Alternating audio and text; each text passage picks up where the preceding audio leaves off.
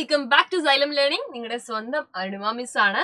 എന്റെ മക്കൾ എല്ലാവരും എക്സാമിന് വേണ്ടി നന്നായിട്ട് പഠിക്കുന്നുണ്ടാവും. ഒരുപാട് ചോദ്യങ്ങൾ ചോദിക്കാൻ സാധ്യതയുള്ള ഒരു ചാപ്റ്ററിന്റെ വളരെ ഇമ്പോർട്ടന്റ് ആയിട്ടുള്ള ഒരു വീഡിയോവുമായിട്ടാണ് മിസ് ഇന്ന് വന്നിരിക്കുന്നത്.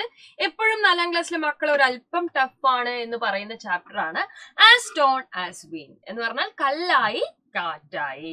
അപ്പൊ നമ്മൾ ഓരോ പദാർത്ഥങ്ങളുടെ പ്രത്യേകതകളെ കുറിച്ചും ആ പ്രത്യേകതകള് ഓരോ പദാർത്ഥത്തിനും വ്യത്യസ്തമാണോ എന്നൊക്കെ നോക്കുന്നത് ഈ ഒരു ചാപ്റ്ററിലാണ് അല്ലെ.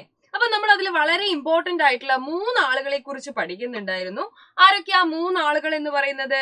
നോക്കിക്കേ, ഇവിടെ നിങ്ങൾ നോക്കുമ്പോൾ ഒരു ഖരവസ്തുവിനെ കാണുന്നുണ്ട്, സോളിഡ് ഒബ്ജക്റ്റിനെ കാണുന്നുണ്ട്. രണ്ടാമത്തെ ചിത്രത്തിൽ നമ്മൾ നോക്കുന്ന സമയത്ത് ഒരു ലിക്വിഡ് ഒബ്ജക്റ്റിനെയാണ് കാണുന്നത്. മൂന്നാമത് നോക്കുമ്പോൾ ഒരു ബലൂൺ ആണ് കാണുന്നത്. അതിനർത്ഥമല്ലേ ബലൂണിനകത്തുള്ള വായുവിനെയാണ് നമ്മൾ അവിടെ കൺസിഡർ ചെയ്യുന്നത്.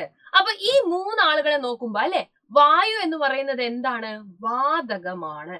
ജലം എന്ന് പറയുന്നത് ദ്രാവകമാണ്. അതേപോലെ തന്നെ ഈ മരക്കട്ട എന്ന് പറയുന്നത് എന്താണ്? ഖരവസ്തുവാണ്. അപ്പൊ നിങ്ങൾ അറിഞ്ഞിരിക്കേണ്ട വളരെ ഇമ്പോർട്ടന്റ് ആയിട്ടുള്ള ഒരു പോയിന്റ് ആണ്. അത് ഖരവസ്തുവായിക്കോട്ടെ, ദ്രാവകമായിക്കോട്ടെ, വാതകമായിക്കോട്ടെ, ഏതൊരു വസ്തുവിനാണെങ്കിലും സ്ഥിതി ചെയ്യാൻ എന്താവശ്യമുണ്ട്? സ്ഥലം ആവശ്യമുണ്ട്. മറക്കരുത്, ഓൾ ഒബ്ജക്റ്റ് ഓക്യുപ്പൈ സ്പേസ്. അപ്പൊ ഈ ഒരു വസ്തുതയെ ആധാരമാക്കിയിട്ട് പല തരത്തിലുള്ള ചോദ്യങ്ങൾ ഉണ്ടാവാറുണ്ട്. അപ്പൊ നമ്മൾ ഒരു വായുവിന് ഇരിക്കാൻ സ്ഥലം ആവശ്യമാണോ?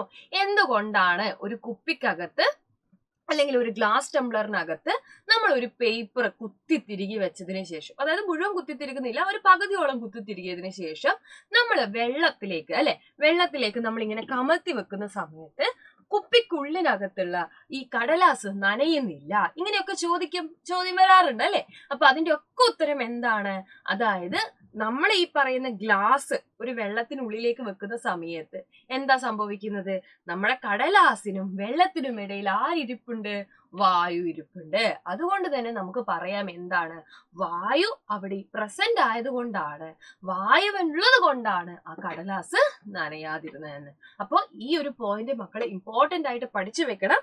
ഓൾ ഒബ്ജക്ട്സ് അല്ലെ, എല്ലാ വസ്തുക്കളും എന്ത് ചെയ്യുന്നുണ്ട്? അത് സ്ഥിതി ചെയ്യാൻ വേണ്ടിയിട്ട് എന്ത് ചെയ്യുന്നുണ്ട്? ഒരു സ്പേസ് ഓക്യുപ്പൈ ചെയ്യുന്നുണ്ട്. ഇനി നമ്മൾ വാട്ടറിന്റെ മാത്രം പ്രത്യേകത നോക്കുന്ന സമയത്ത് അല്ലെ, നമുക്കറിയാം വെള്ളത്തിന് കൃത്യമായിട്ടുള്ള ആകൃതി ഉണ്ടാവുന്നില്ല. എന്താ പറഞ്ഞിരിക്കുന്നത്? വാട്ടർ ഓർ ലിക്വിഡ് ടൈപ്പ്, അതിപ്പോ പെട്രോൾ ആയിക്കോട്ടെ, ഡീസൽ ആയിക്കോട്ടെ, മിൽക്ക് ആയിക്കോട്ടെ, ഇവർക്കൊന്നും എന്തില്ല? പ്രോപ്പർ ഷേപ്പ് ഇല്ല. They takes the shape of the container in which the liquid present. ഏത് വസ്തുവിലാണോ ആ ദ്രാവകം പ്രസന്റ് ആയിട്ടുള്ളത് അതിന്റെ ഷേപ്പാണ് എന്ത് സ്വീകരിക്കുന്നത്? ദ്രാവകങ്ങൾ സ്വീകരിക്കുന്നത്. അതേപോലെ തന്നെ അല്ലെ വേറൊരാൾക്കാരും ഉണ്ടല്ലോ. ആരാ? വാതകം അല്ലെ. വാതകത്തിനും ഈ പറഞ്ഞതുപോലെ, അതായത് ഗ്യാസസിനും കൃത്യമായിട്ടുള്ള ഷേപ്പില്ല. there is no definite shape എന്നുള്ളത് ഓർത്ത് വെക്കുക. ആർക്കാ അപ്പൊ ഡെഫിനിറ്റ് ഷേപ്പ് ഉള്ളത്? ഓൺലി സോളിഡ് പാർട്ടിക്കിൾ അല്ലെ. എഴുതിക്കോളെ, മനസ്സിലാക്കണേ. Only solid substance have proper shape എന്ന് പറഞ്ഞു കഴിഞ്ഞാൽ എന്താണ്? ഖരവസ്തുക്കൾക്ക് മാത്രമാണ് കൃത്യമായിട്ടുള്ള ഷേപ്പ് ഉള്ളത്. അപ്പൊ ഇതൊക്കെ നിങ്ങൾ എന്ത് ചെയ്യണം? കൃത്യമായിട്ട് ഓർത്ത് വെക്കണം. പല രീതിയിൽ അത് പ്രസ്താവനയായിട്ട് ചോദിക്കാം, 1 വേർഡ് ക്വസ്റ്റ്യൻ ആയിട്ട് ചോദിക്കാം അല്ലെ, ഒക്കെ ചോദിക്കാൻ സാധ്യതയുള്ള ഒരു ഏരിയ ആണ്. മക്കൾ ഇത് മറന്നു പോവരുത്, ഓർത്ത് വെക്കുക. വളരെ ഇമ്പോർട്ടന്റ് ക്വസ്റ്റ്യൻസ് ആണ് ഇതൊക്കെ. അപ്പൊ എല്ലാവരും നന്നായിട്ട് എക്സാം എഴുതുക. എല്ലാ മക്കൾക്കും അരുണിമ മിസ്സിന്റെ ഓൾ ദ വെരി ബെസ്റ്റ്.